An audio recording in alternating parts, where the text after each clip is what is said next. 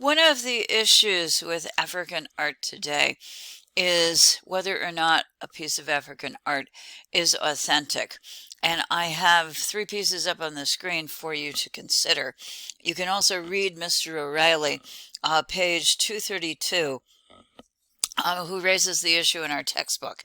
According to O'Reilly, one of the most important questions that's raised, particularly by museums exhibiting African art, is was the piece made by an African artist, someone on the continent? But perhaps even more importantly, was it actually used? If an object is used in a ritual, it automatically has a greater pedigree. Or what if an African artist created a piece of art, but it was made specifically for purposes of export, not actually to be used at all? Or going down a notch further, what if the African carver is from one group and is carving an artwork that is actually traditionally made by another group of people?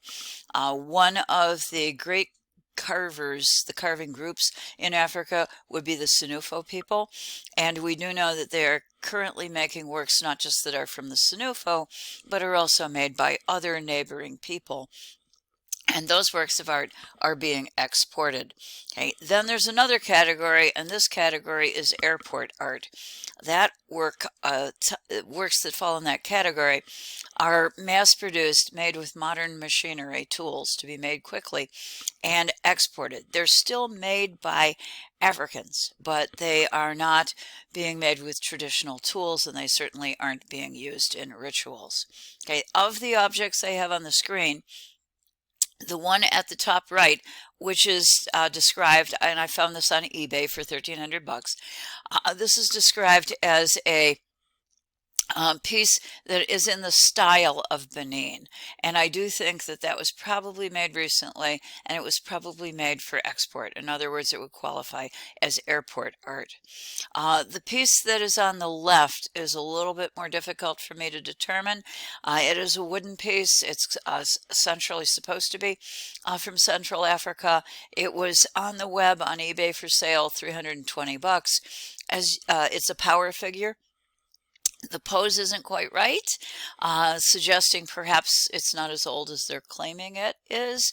And I guess one of the things you should learn up front is never trust a certificate of authenticity.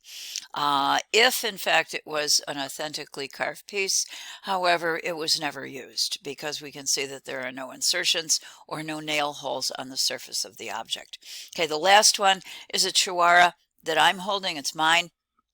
It was acquired, brought into the United States in the 1970s, complete with African termites.